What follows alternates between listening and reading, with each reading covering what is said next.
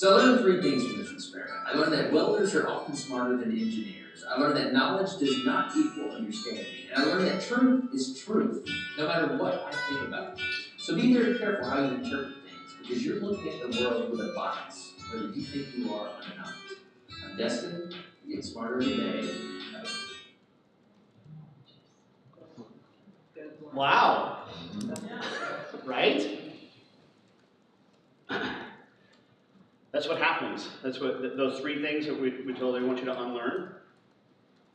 Right? The 8 months, by the way, sounds about right.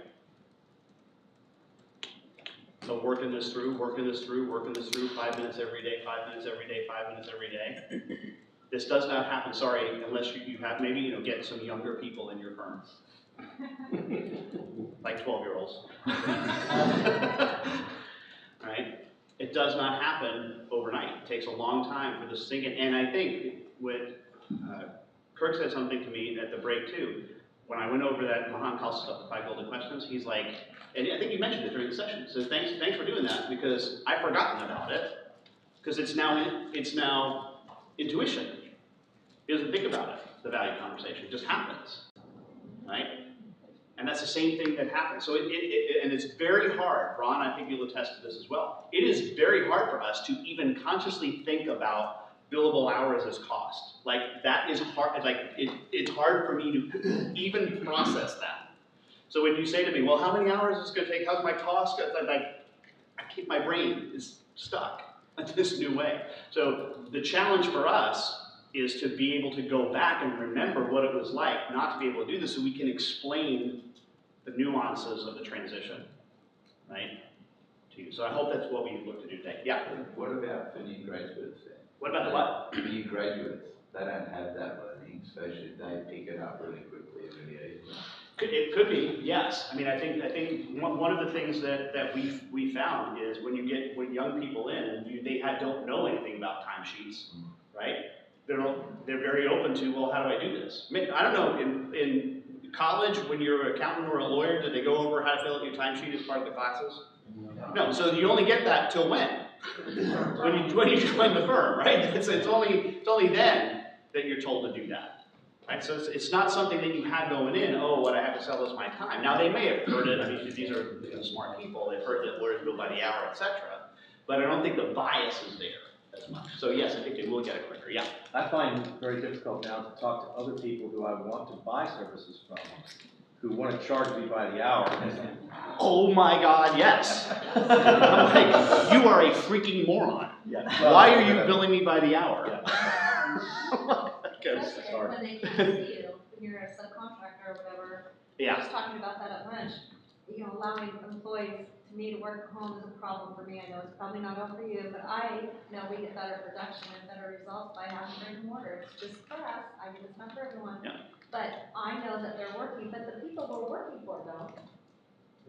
You know what I mean? We do. Yeah. They're in the office. Yeah. The subcontractor. By subcontract. the hour. But if I'm billing $5,000, the work just has to get done. Yep. Nobody's worrying when they're away. Yeah, the subcontractor one is really weird. I mean, if you're really Machiavellian about it, like the best thing to do is for you to value price and then find subcontractors who'll bill you by stupid enough to bill you by the hour. I mean, that's really, my mom, and justifies the means there. That would be a good strategy to employ, because get somebody dumb to bill me by the hour, yeah. Okay, so this may seem like a dumb question. I'm taking it to a different place. So I do. So if we implement this as a business, are we actually considering the idea of teaching this then to our clients? No. That would be a question for me. Well, no, and I mean, but how far does this go? And I understand you say that's a question internally, but is this something that you're not suggesting that every business type of business will do this? I am. I would be. Okay. Yeah. I've sent my clients presents to podcasts, everything. Yeah. You need to implement this in an engineering firm or Yep. construction business or whatever. Yeah. No, I mean, I think one of the things this has happened. I mean, Kirk is living proof of this. Is you get so into this, we turn from being software developers to wanting to coach people on pricing. Yeah. No, really. I mean, that's what happens because it's cool stuff. And yes, this absolutely applies to any kind of business. I've helped numerous businesses, and and this is what it's like. I just part of Sage. I get paid a paycheck from Sage every 2 weeks, so I'll have conversations with anybody, right? I had a conversation with a guy who 6 months later told me, "Thanks, Ed, for and for something we'll talk about tomorrow. Thanks for that little document that you sent me. I got an engagement based on this. It's a 2-page document based on this for $250,000." I'm like, I'm an idiot. He did send me a bottle of Johnny Walker Blue, though. It is fun. I was like, okay, that worked. What? It is fun. Yeah, it is fun. But I'm still the solutionist, right? See, even with this stuff, like I'm still the solutionist. I'm still, oh yeah, let me have a conversation with you. I am brilliant about pricing, let me tell you.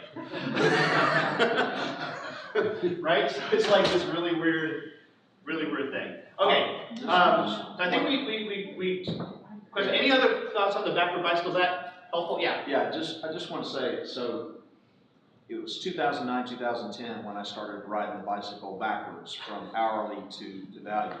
And my experience, I think kind of close to his 8 months, I want to say it took about a year to train my brain, to get out of unlearning those things. I'd say 75%, and maybe another 2 years to get rid of the last 25% is kind of what I would think. So I feel like there's a big jump the first 12, and then You're better than me. It's still under the surface. it still oozes out every so often. Well, we talk about a value lifestyle where you think about it and you can't think the other way. Yes, and that's my experience. Yeah, gotcha. Yeah. So like, I'm a CPA, so for tax prep and all that stuff, you just base it on what they want. It doesn't matter. Yeah. And you just lump it all together in one item, one fee for all these services. Yeah. Those are gonna go over. We'll talk about that. Yeah, there's lots of stuff with the pricing. Okay, so we're shifting and morphing into conversation. If you think I'm passionate about this stuff, this is my old. By the way, this is kind of funny. We're not doing introductions. It's too late. We blew it off. You guys are already talking, right? It's fine, right? So we're not doing introductions, right? I still want to know the unusual thing about each person. Talk amongst yourselves. What's that? I still want to know the unusual thing about each person. The unusual thing about each person in the app, anonymously. Do that But no, cocktail reception. by the way, that is a fun thing. When I did this consulting class, that was what we opened with, and you would be surprised what people reveal. That's like, whoa, that's great. Well, this one woman was a closet smoker, like from her family. She smoked for 20 years. And the family did not know. She's Canadian, by the way. So it's like she had, I guess in Toronto you have to have this for the winter. You pull into your garage, right? And she used to strip and take all of her clothes off because of the smell of the smoke and throw them in the washing machine, put a robe on before she entered the house. Now think about the psyche of this. She was willing to tell a room full of strangers that she had been keeping this from her spouse for the better part of 20 years. It's like, whoa. So why do you think she was coming with a robe on? I don't know. I guess, I don't know. Yeah. The value is there. Too much information. All right, so we're skipping that. So here we are. Art of Consulting Part 1. Another slide. I've got these slides. I got to be careful of because this is another one. I probably could go a day on this, Ron. Would you say? Like everything that I know is somewhere on this slide. So this is a contribution to me by a guy by the name of Peter Block. Peter Block, last name B-L-O-C-K, traditional spelling on Block. Peter Block is the guru of consulting. If you have not read a book by Peter Block, I highly recommend it. This book is this is from his book called The Answer to How is Yes. I love that title. It's a great title. The answer to how is yes. So it makes you stop and think. His other book, and we're going to talk more about his work in this. It's an earlier work, although it's been in 3 editions. It's called Flawless Consulting. So those are the 2 source materials for what I'm going to share with you the next hour plus. Right? But this is a much more philosophical book. The Flawless Consulting, I would call it more practical, although there's lots of business philosophy in it. This one is definitely much more business philosophy than anything else. And what he posits in this book is very, very simple idea. And that is in business, all of business, whether it's whether you're an accountant, lawyer, engineer, software developer, doesn't matter. Producing chairs, tables, water, Pepsi, doesn't matter. He says we only have 6 conversations inside our business. We only have 6 conversations. And these are the 6 conversations. How do you do it? How long will it take? How much does it cost? How do you get those people to change? How do you measure it? And how have other people done successfully? He says that every conversation we have inside our business can probably be put in one of those 6 buckets. Now, the it changes from company to company, from organization to organization, from industry to industry, right? So those stuff change. The pronoun change, whoever the you is, right? He says, but the nature of the conversations really do not, right? And he says the problem, he says, these are good questions. He says, look, these how questions, these are good questions. There's nothing morally wrong about these questions. These are fine. He says, but here's the problem, and I love this. The problem is that these questions are often, follow this whole sentence, are often asked and answered too early. These how-based questions are asked and answered too early in the process. He says these how-based questions are, I love this phrase, defense mechanisms against change. If someone or somebody or an organization does not want to change, what they will do, and by the way, this is not conscious, they don't sit around like Mr. Burns thinking about evil questions that they can pose to their consultant, all right? That's not what they're doing. This is our natural human defense mechanism against change, is to pepper people, the proposer of the change, with these how questions. Oh yeah? How are you going to do that? How long is that going to take? How much is this going to cost? And by the way, at meetings, these people sound smart, don't they? That's a very smart question. That's a really insightful question. How are we going to get our people to change to do that? Oh yeah? How have other people done this successfully? I want a list. We call this a reference. Yes? How have other people done this successfully? Oh, I know that. Right? And of course, how do you measure it? Right? How are you going to measure this? So follow again. Problem is not the questions in and of themselves, is that they are asked too early in the process. So let's play a couple of these through. How many of you have been asked, how do you do it by a customer? How do you do that? You might? How are you going to do that? Okay. How many have been asked over and over again by the same customer, how do you do that? Over and over and over again. Same guy, same person. Right? Look, this is a 5-word question. No word is more than 3 letters long. But there's a tremendous amount of implication in this question.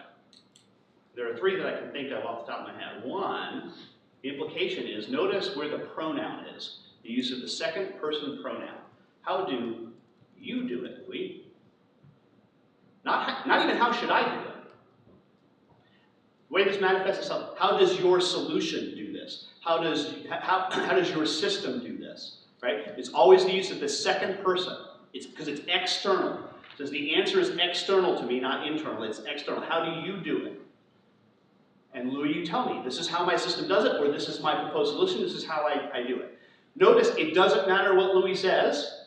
My response can be, and I'm sure you don't hear this more than once a week.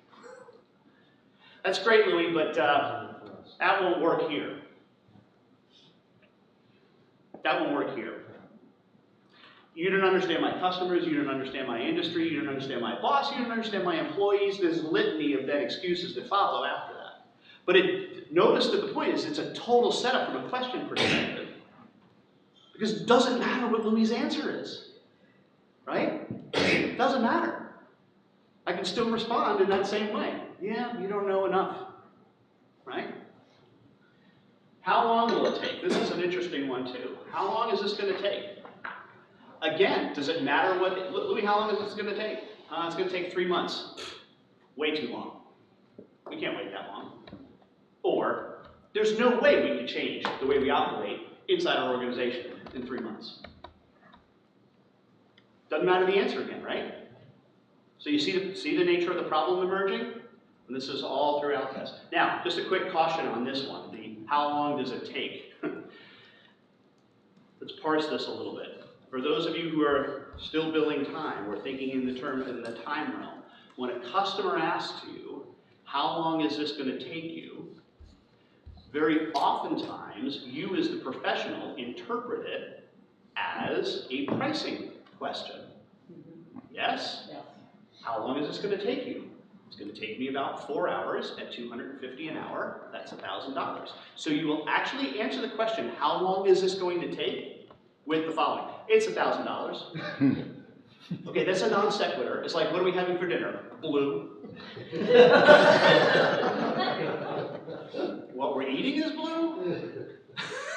Right? And this confuses them. They get this look of confusion over, well, you asked me how long it was going to take, so it's, you know, for $200 an hour times 5 hours, that's $1,000. I was like, that's not what they mean, because they're normal people. Right? They're actually normal people. And when they ask how long this is going to take, what they're really asking you is, when can I have it? When will it be done? See, they are asking a question of duration, not effort. Right? But we, because we're mired in the billing by the hour, we interpret it as a question of pricing, or we interpret it as a question of effort. And oftentimes that's not what they mean. Unless, of course, you're working with like a CFO who is an accountant, then he means what's your price. Right? Because that's what they do. They've already done the math in their head on this, right? So they're charging them by the hour. All right, so the how long will it take is an interesting one. How much is it going to cost? Right? Notice that is, just what's cost question? That's a perfectly reasonable question. And then again, the answer, it's going to be $50,000. That's too much. That's too little. That's over our budget. Right? So short circuits, these are, again, defense mechanisms against change. Every single one of these. How do you get those people to change? Notice the use of the phrase, those people. This is a collective noun. You got to be aware of usage of collective nouns. You ever hear this at a consulting engagement? Well, everything's great here, but you know what? Sales just doesn't get it. You ever heard that? Right? The use of the collective noun, sales. Immediately, the question after that is, who? Who in sales? Like, it's not all of sales. Right? Politicians use this all of the time, right? We hear the administrator. Washington said this. Really? All of Washington got up and said this? Right? So use of the collective noun, right? So you have to be careful and think about those uses of collective nouns. How do you measure it? Again, this is one that's passionate. We'll talk more about this, but this measurement stuff is a problem because every measurement is actually a judgment in disguise. Every measurement is actually a judgment in disguise. Louis, how fast am I moving right now? 0 miles an hour. Kilometers. You're Canadian, sorry. 0 kilometers an hour. Right? Well, except if you observe me from the point north of the Earth, and you see that the Earth is going around a circle like this at 1,000 miles an hour. Or if you go north of the solar system, you see that the Earth is going around the sun at about 15,000 miles an hour. And of course, the entire Milky Way galaxy is spinning around the center, so our solar system, I think it is about 200,000 miles an hour that we are traveling from. Oh my God, I'm tired. Now, what I'm showing you, this is actually Einstein's theory of relativity. That's what this is, right? Meaning the measurement is relative to the observer. The measurement is always relative to the observer. So it's always a judgment, always, about what's important. So we have to be careful about how you measure it. And then lastly, this is one, how have other people done this successfully? I find this to be the most dangerous of the 6 questions. have other people done this successfully? Because this question eliminates all possibility of innovation. Right? If it has to be proven that other people have already done this, well, and perhaps it hasn't, then we can't innovate. There is no way to innovate in a business if you focus on this question. It's like Wilbur and Orville Wright having this conversation on the way from, Dayton, Ohio, Kittyhawk, North Carolina. So Wilbur, tell me about how we're going to, how have other people done this powered man flight thing?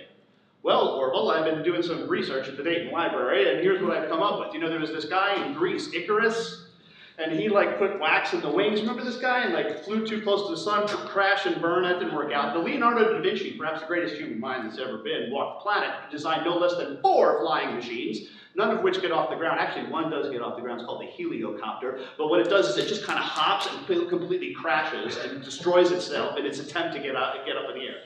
Oh, you're right, Wilbur. The hell with it. Let's go back to the bicycle shop. Right?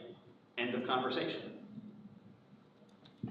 So the main skill as a consultant is to assist people in making a transformation to the other side of these questions. Now, in most cases, you cannot just say, no, you're asking the wrong question, dummy. You shouldn't, instead of asking, how have other people done it successfully, you should be asking, what do you want to create together? All right, that's really the question. Can we just move on? That's not going to work. As soon as you put a measurement in place, we're going to game it. That's what we do. Right? This doesn't make us bad people, but that's what we do. This is what I call the nuclear option. Ready? How many of you have ever filled out a timesheet? How many of you have ever, keep your hands up, how many of you have not ever put the absolute 100% truth back on the timesheet where you actually did? Yeah, you fudged it, either up or down, by the way. Put too few hours or too many hours. Okay, Ron, this class needs the ethics class you do. Right? Because this is what we do. And so most of the time, I would bet in this room that it's actually down. Right? I actually worked 8, but I really should only charge that customer 4. But if I put 4, my boss is going to think I'm an idiot, so I'm going to put 6. This is laughter's a confession, by the way, right? This is the process we all go through. And then I love it when people tell me, no, we need our timesheets to determine actual costs. What? Really? I did have somebody, remember this, Ron? This is what, 4 or 5 years ago? The guy who already says, no, it's okay, Ed, it's okay. Because the lies cancel each other out.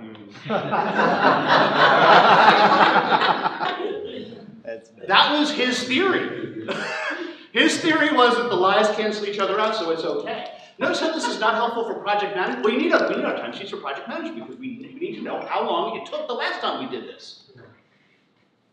But that's not what they put down on the timesheet. Right? So that all of the cost accounting reasons go out the window, all of the project management reasons go out the window, all of the judgment reasons. We need to measure the effectiveness of our people, or the efficiency, I should say, effectiveness, the efficiency of our people. Well, they're going to game it. And by the way, can't you, if you want to fire somebody, accuse them of billing too many hours? And they should know better and bill fewer? And could we say that you build too many versus too, and I could also say too few. You don't bill enough. I can use the measurement against you either way.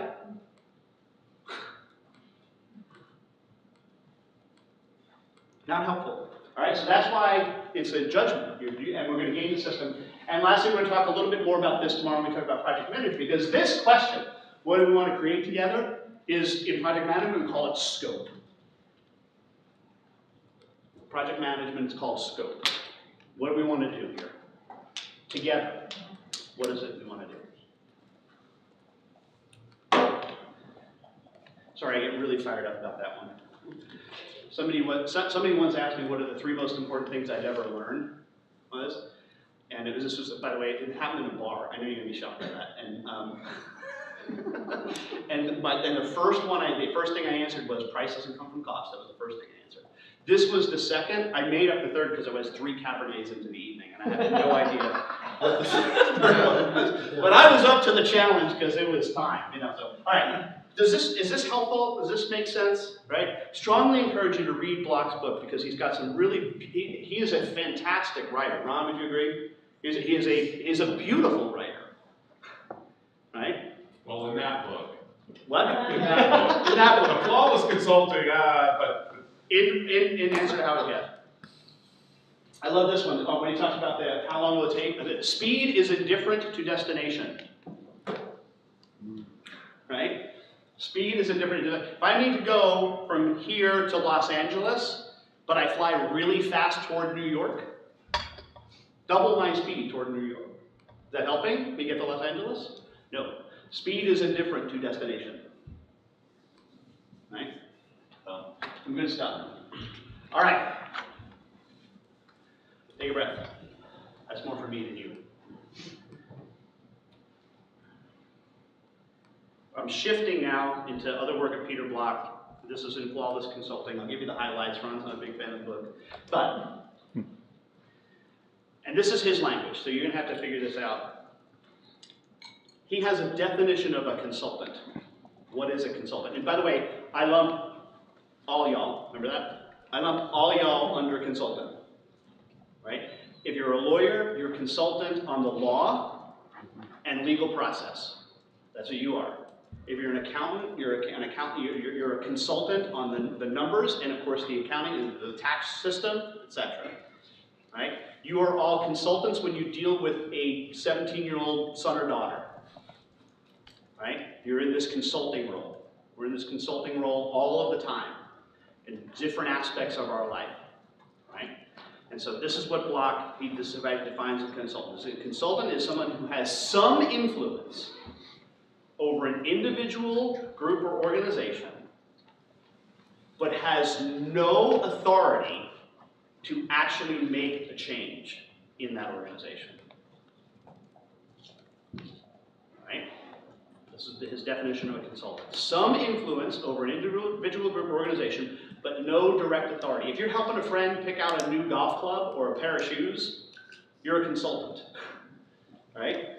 You have influence over what they buy, but you have no direct authority to say, no, you're buying those shoes. Or you're buying the Big Bertha golf club or whatever it is. Right? You have no direct authority to do that. But you can influence. And that's a consultant. Notice that by that definition, we're going to talk more about this in a second, consultants never, 72-point font, caps, all caps, never make decisions on behalf of a customer. They only present options and make recommendations. They do not make decisions. The only decision that they can make is whether to continue to work with the customer or not, because they own that one. Now, if your customer wants you to make decisions on their behalf, then Block would call you a surrogate manager. So this is a person who acts on behalf of or in place of a manager or a person. This is where the attorneys, you sometimes come over here because you're given, called power of attorney, right? At least in the States it is.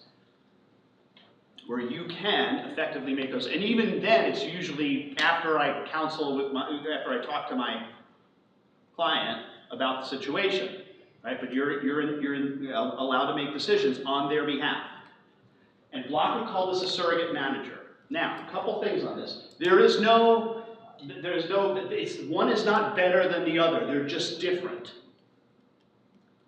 And they are mutually exclusive. You cannot be a surrogate manager and a consultant for the same customer at the same time. Can you start out as a consultant and then over the course of time you get moved over to this where you do then make decisions on their behalf? Yes, happens all the time, right? But you can't, these are mutually exclusive, right? By definition, you're either one or the other, right? Let me ask this question. Which of these two do you think should command a higher price?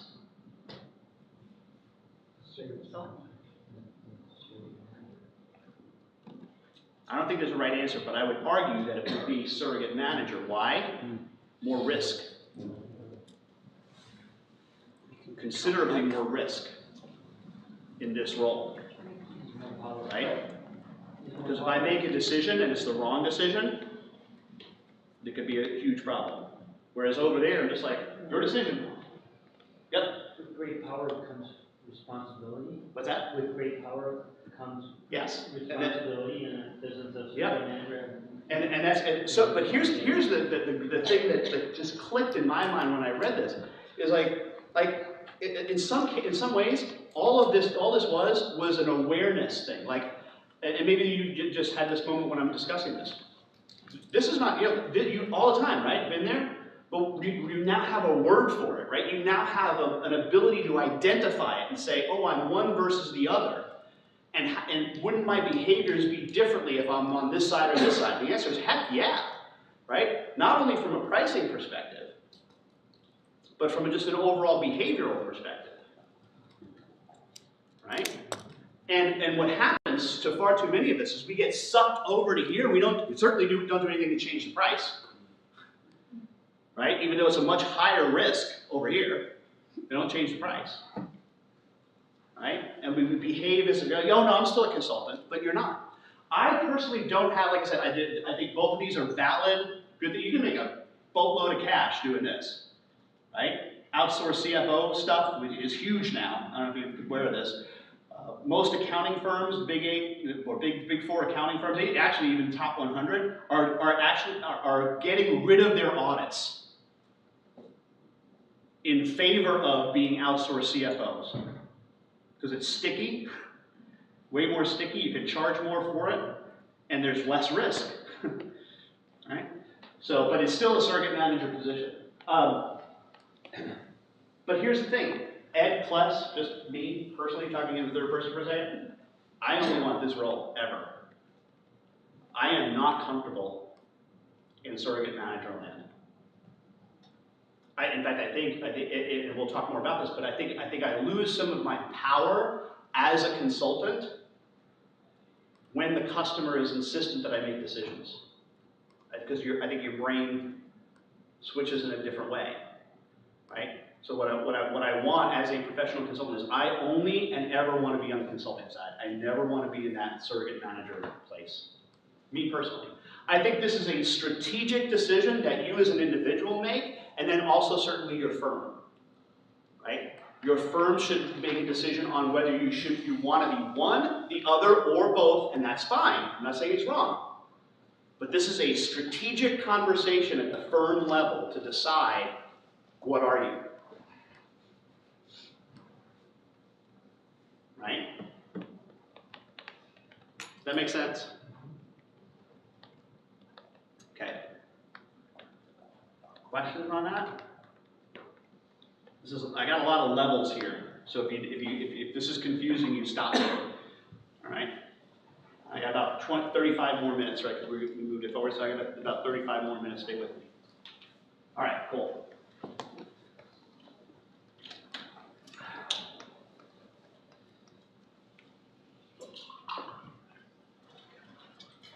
Related to that is then this conversation. This is one of the few things that is not in Peter Block, that you won't find anywhere else but on the VeraSage website or me talking about this, because this doesn't exist anywhere else. So if you ever see this, I fully admit that it wasn't me. This emerged on a whiteboard when I was having a conversation with somebody where I just had gone through surrogate manager versus consultant, and I'm just taking dictation, right? We're the group. It was a group of about 25 disparate consultants from different organizations, and I started. Oh yeah, so here, and I wrote this finding options recommendations decision on this board again, and the Ford model, FORD, was born. Right? Findings, options, recommendations, decision. I call this consulting levels. And to me, this is one of the great questions to add to. This is all related, right? Back to like great questions that one can ask early on, even at the prospect stage, is asking this: what level of consulting are you looking for? from us. And what do you mean consulting levels? All right, let me give you an example. We can come in and ask a boatload of questions and then produce you a report that says, here's what we found. Right? And identify all of the problems, all of the issues, everything, and we will give you as complete a list as we possibly can. Our list will adhere to what's called the CME principle. Did you ever hear about this? CME, it's C-E-M-E, collectively exhaustive, mutually exclusive. Right? We're going to have an exhaustive list, but we're not going to repeat anything. Right? So we're going to have a big list of here's what we found, and all of the questions that we ask. That's one consulting level. Next consulting level. You want me to then, after we have these findings, come up with some options for you?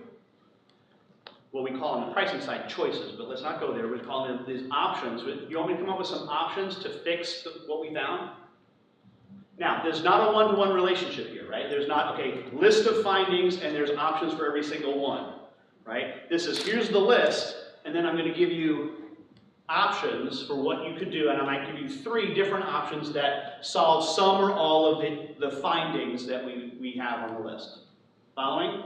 Right? You want me to come in? Here's the options. Here's what you could do. Do you want me then to add another consulting level to this and give you my recommendation? In which I will then say to you, of these 3 options that I've lined out for you, I'm going to give you the pros and cons of each and my insight into the pros and cons of each, advantages, disadvantages, whatever you want to call them. And then I'm going to say, if I were you, I'd probably do the second one.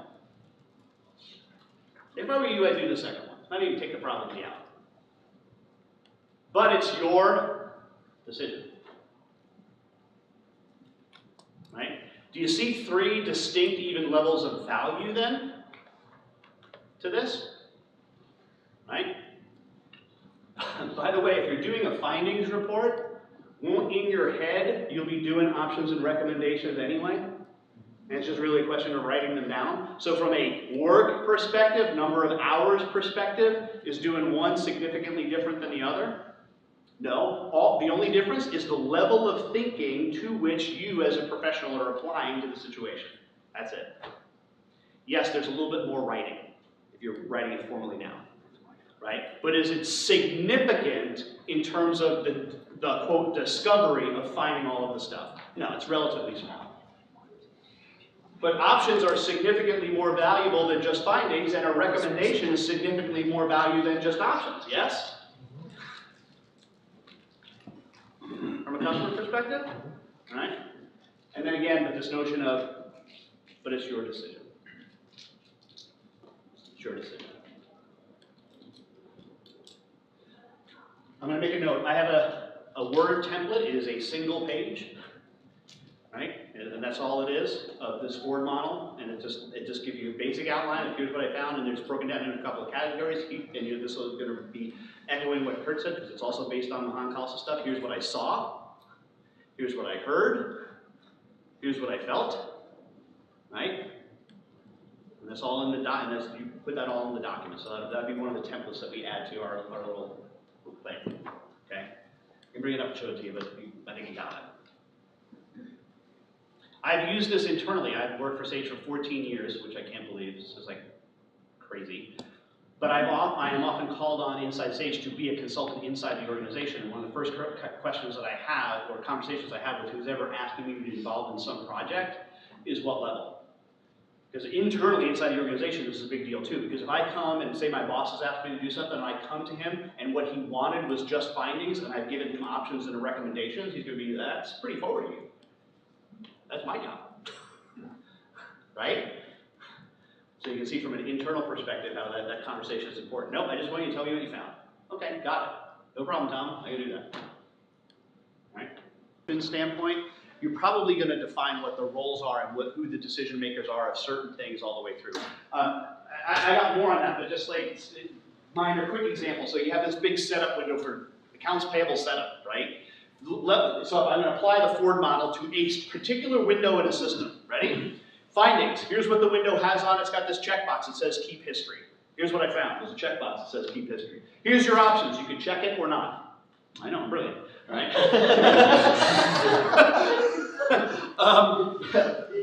My recommendation is to leave it unchecked, because while it doesn't say so in the system, it also means that you're going to cause your system performance to decrease by 60% if you check the box, right?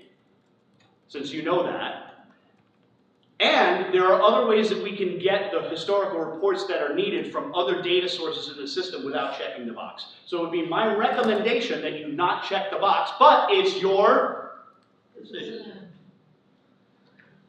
Right? So even that, I call it the micro example, right? That's a really small micro example. But this, what I love about this model is it's completely scalable, right? Because it scales all the way on up to, we have this big major thing going on. Same thing, findings, options, recommendations. Okay? Your opinion, would you ever charge like a flat fee or rate for doing a finding? Because I find that there is time involved to even get to the place, even given options. Yes. The finding stage is still time. Yes, thank you. And this is where I'm hopefully, Kirk is gonna weave this back in. But if you sort of see what I'm doing here, is I'm sort of setting up scoping in a sense from a pricing perspective. I'll give you a price for just the findings. I'll give you a price if you want us to come in and do findings and options. I'll give you a price if you want us to come in and do a recommendation. Right? So you see I'm actually setting up. So yes, I would charge where possible. I also might make that a loss leader, like your findings, quote, discovery. I'm not saying that this everybody, but that discovery, that's free. But if you want my options, right? And if you want a recommendation, it's even more. But the findings part I'll give you for free. Right? So there's always this breaking stuff into more bite-sized pieces and then create choices around them, which we'll talk about tomorrow. Yes, or late today? Today, you remember? Okay, good. All right. Yeah, complex projects, complex engagements, complex matters, right? And this is a direct lift from our Vera Sage fellow, Chris Marsden, who you will get a chance to meet. I'm about to do a Chris Marsden impression, tell him how good I do, right? So those of you who know Chris are going to, yeah, okay, video. No, I can totally, this is totally going to work, right? So you're going to love this. All right, so what we have to understand about Chris does exemplar law. Correct me if I'm wrong on this, John, but it's my understanding he does corporate litigation, right? 100% fixed price. Corporate litigation, slightly complex stuff, right? And this was his solution when somebody asked him to scoping complex problems. First of all, here's what I see. This is not Chris yet, but here's what I see for most consultants when they're asked to scope a complex project. This is what some of you do, right? Because I've seen it. The customer comes to you and they've got this big thing and it's like all over the place, right? I mean, have you ever have you this? My customer doesn't know what he wants, right? Yeah, okay, right? But this is what we do when we hear the enormity of this process. I call it that French thing, right? This is what we do. They bring us this thing and you go, so what do you think? How much is this going to cost you? I'm like, I do not know. I have no idea what this is going. How should I know what this is going to charge? This is a lot of work here. I have no idea. Right, so that's called that French thing. Right? Sorry for the French people in there, but it's hysterically. Right? So, but I've seen, like, this is like what we were being wheeled into surgery, and the doctor going, "Whoo, never seen this before." Like, like does that instill confidence at all in the customer that you're talking to? No. They're like, no. Right? And we tell them this. Well, that's a pretty, I couldn't possibly even begin to understand that. We tell them that. All right, so here's what Chris says. Chris says, okay, a couple things I do know, right? I know usually they're being sued. So he's like, I know who the opposing attorney is. I've read the suit. I've read what the brief is that they sent over, right? I might even know what court it's been assigned to, what part it's been assigned to, who the judge is, right? So I know certain things, right? So he says, what I can do is I can then, and he sits them down in their chair and he says, okay. Goes over his whiteboard, he says, draws a circle, says, this is the yes word. This is what I know I have to do. I've got to respond to this, right? I've got to respond to this petition, and I've got to file a motion for a summary judgment. By the way, all of the legal terms I'm about to use, courtesy my years of watching Law and Order. No idea what it is. Just for the record. All right. So, and I need to file a motion for summary judgment, and that's the yes work. Absolutely, we got to do that. Okay, got to do it. Then, here's what's likely, though. The motion for summary judgment is not going to happen. I should then file a cross complaint, and that's scenario 1. And he starts sketching out scenario 1, which likely means, in his mind, 50% or more chance of happening. It's more than likely that one of these 2 or 3 scenarios is going to happen. Right? I'm going to have to depose 2 people. Right? We're going to have to begin to line up expert witnesses. Right? That's likely. Okay? And he starts to sketch these out, and he includes them in that circle, the likely circle. Then we come over here and says, and this may be, right? This is what might happen. 50% or chance less. This actually goes to trial, right? We got to bring those expert witnesses in. I've got to probably depose more people, prepare for the trial, etc. There's all of this other stuff that's going to go around, and that may be, right? What's Chris doing here? A couple things. What's he doing? He's coming up with the options. Options, right, exactly. Do you see the echo of the Ford model in here? It's different, but it's an echo, right? He's coming up with options. What else? Scoping some of the work. He's what? Scoping. Scoping, yep. He's scoping out some of the work for himself and for the client, yep. So he's doing a little bit of scope there too, yep. He's saying not complexities. He's demonstrating it's complex. This is not, he's showing the complexity of the issue, right? But you're very close. There's a subtle thing that implies, He's demonstrating his expertise. Bang! Bang! He's demonstrating his expertise, right? He doesn't go, how should I know what this is going to take, right? Not doing that at all. You're sitting in this chair going, dude's done this before. Yes? He's got a clue. He's done it. And he's doing it in a non-braggadocious way, which is really weird for Chris. Because, wait till you meet Chris. Chris will say stuff like the following. Well, his Harvard degree is no better than my Harvard degree. Like, he says stuff like that. He didn't even go to Harvard. But he says stuff like that. Chris, he wrote a piece that was in Ghostbusters, Ron? Was a part of the soundtrack of Ghostbusters or something? Some motif? Yeah, the song that Air Supply bought.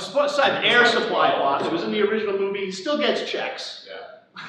Right? When he was 12. Right? He's about yay tall. Right? But then this is the most. Like a broadcast live. You guys are all like, wait till you meet him. He's gonna walk in and you're gonna go, Chris! Marston, how the hell are you? How do you know me? Oh, you should see Kless2's impression of you. It's great. All right. He'll want me to do it, and I will. But then he does one other thing occasionally. One other thing occasionally, and that is he draws one more circle. WHK. This stands for who the hell knows. We call it WMK in Australia. Thanks. Thanks for the translation. Good there, right? He doesn't always draw the circle. Why? Because he views his customer base as a portfolio. And sometimes he already has several WHK cases in the mix. And he doesn't want to go out on a limb to talk about the WHK stuff in this particular case. Other times, he might not have WHK stuff in the hopper, So he's more than willing to draw the outer circle. We talk about precedent-setting case, goes all the way up to the US Supreme Court, right? All of this stuff. And then he prices this. Now, I was not there, but Ron was, when Chris first presented this. It was to conference of lawyers, right? Right? So some lawyer raises their hand and says, well, yeah, how do you price that? And Chris, because he drew this on a chart like this, he didn't have a slide for it, he drew it on a chart. It takes the cap off the book. Takes the cap off the and he goes, actuarially, I price it like an actuary. Insurance. He's not selling legal services anymore, he's selling insurance. Right? Not that he's going to win the case. Can't guarantee that, right? Can't guarantee the outcome. But I will take care of you from now, cradle to grave, with this price. Sometimes he gets the price. Sometimes, due to his brilliance, the motion for summary judgment is ruled on by the judge and says, approved, dismissed, case dismissed. Right? What does this customer think of Chris? Brilliant. He's a genius. Even Chris, who he says, I will send the money back. Sometimes, in that case. Okay, here's a check for 30 grand. Take your wife on the cruise. Without asking, without being asked by the customer. I'm glad to settle for you. Here's 30 grand. You think Chris gets recommendations? Gotta work with Chris. You think Chris has a marketing problem? No. Chris actually never has any problems. You ask him. I'm making fun. He's a great guy. He exudes what I would call confidence, what some people view as arrogance. So some of you are going to be like, he's an arrogant little guy. I view it as confidence. He's got a supreme confidence level about him. Swagger. What's that? Swagger. Swagger. Right? I think when we first encountered him, Ron, how old was he? Late 20s? Still. 29. What's that? 29. 29. So he's what, 37, 8 now? Something like that? Brilliant guy. Brilliant guy. You couldn't do it in Australia. Hmm? You couldn't do that in Australia. You couldn't do it in Australia. Why? Because your fees have got to, because our fees are reviewable, and your fees have got to be justifiable depending on the proportion of the litigation that you're engaged in. That might be John? the case in Western Australia, but it's not. And we do it not as sophisticatedly, but we do that in Victoria. But who's gonna call for a review of your fees, Steve? If you've won. If your client signed up for it? Deliriously happy. I'll let you guys take this offline. over, International. yeah, international, over a cup of really good coffee from Saxby's. Ed, if I can Okay, interject, is that? if I can interject, I'll just be direct, but I've got a couple podcast episodes where I've interviewed David Wells and who was the other firm that we interviewed in Utah, John? Howard Andrews. Yeah, I've interviewed those two Australian firms and we talked about this topic, so I'll point you to those episodes. Yeah, but Okay, as John has indicated, we've got state-based. But there's firms in Perth that do it. Yeah. We're just going to say that there's long-running debates in the LinkedIn alternative fee lawyers about this, and always somebody comes up with, well, in New York, in such and such, the judge can throw out your fee if you don't have time records, and if you get into a dispute. And the answer is always, if you have a fixed fee, you never get into a dispute. Yeah. What's the line, Ron? Capitalistic relations between consenting adults. If you pay me up front, you agreed to my price. Yeah. Right? And, by the way, this is the other thing we'll talk about, money back guarantee. We're gonna give you money back guarantee too. So. Does he give money back guarantee? Yep. Yeah, no, he does, but yes, he does give money back guarantee. I remember seeing it on his website. Yep. Okay, is that helpful for you, that complex problem? Why is that not helpful for you? I'm curious. There's two projects that I recently was involved in. Yeah. And I was a consultant, I was a consultant for the customer. Right. Okay, but I was a independent contractor for the person that engaged me to do this work. So he was concerned about what he was gonna pay me, and then what we were gonna be able to build a line for. So we got into both of these engagements and not having any idea what we were getting into. We did a lot of discovery, we do it, he charges for a needs assessment. Right. Okay, he charges for a needs assessment. And again, I'd like to just start with the needs assessment. He has a history of doing these things, and he knows about how much time it takes to get it done. Yeah. And so he has since equated that time by an hourly rate to come up with the dollar amount of the needs assessment, which I think is totally opposite of what you're saying you should do. It is actually diametrically opposed to what we're saying. Diametrically. But I will say this, so looking back, but his needs, that's the yes work. Pardon me? That's the yes work. The needs assessment is the yes. We know we got to do this. We know we have to do We know we got to do this.